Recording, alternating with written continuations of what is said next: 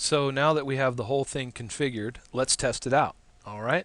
Well, first of all, let's see if we can ping across the switches to the host that's in the VLAN on the other side. So we'll open up PC1 and we will run, let's see if we can run a ping.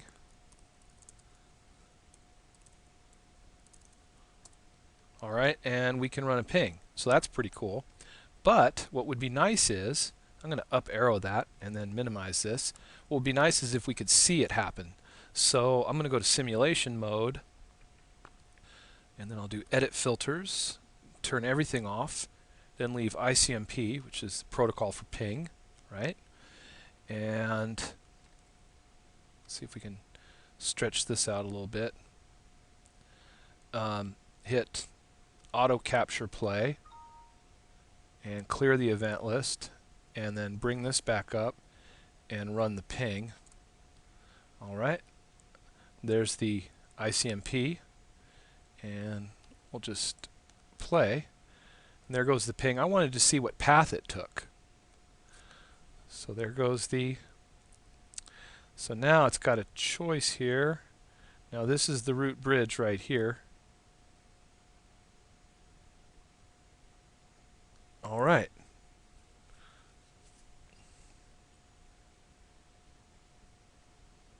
Okay, so there's that ping right there. All right, so we can see the path it took to do that, right? This is the root bridge right here. Now let's try the same thing out, but pinging another device. So we'll stop that, okay? And we'll have this PC run a ping. All right, so this PC will ping 192.168.5.101. All right, and hit enter. All right, and there's the ping ready to go. We'll hit play. All right, there goes the ping. We'll speed it up a little bit. All right, there it goes. Notice it goes this way. So this PC, right, is pinging this PC over here on VLAN 5, and the packet took a different route to get there, right?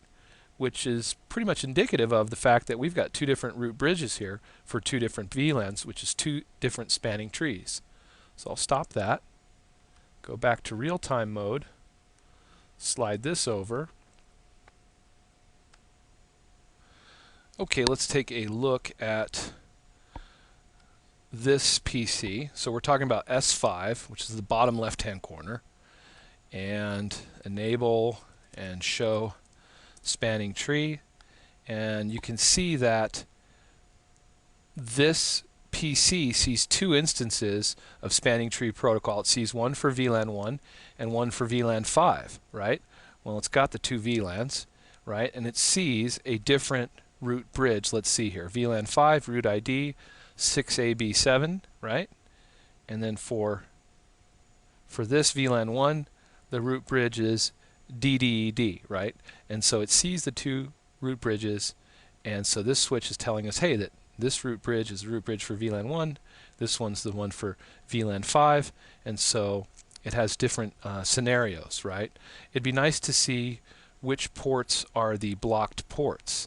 We can see that on this switch, if we run a show span, and we see that for VLAN 1, let's see here, both of its ports are in forwarding mode, right? Forwarding mode, designated ports, right?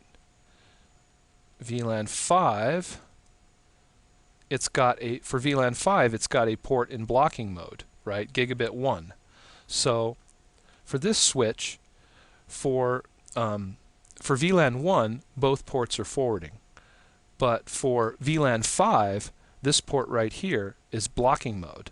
So both ports are working for VLAN 1 STP, and for VLAN 5 STP, this port right here is blocking mode. So that's pretty interesting. So that's why the packet went from here to here, and then instead of going to here, it actually went here, right? So I thought that was pretty good. Let's see this switch. Hit enter, enable, show, span,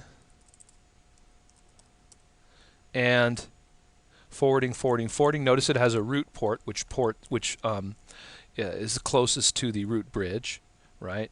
And that's for, and then these are all forwarding. So no blocking ports on this switch. So this is the blocking port here. And my guess is that this port would be blocking for the other VLAN. So anyway, I hope that was interesting and helpful to talk about PVST plus per VLAN spanning tree plus protocol.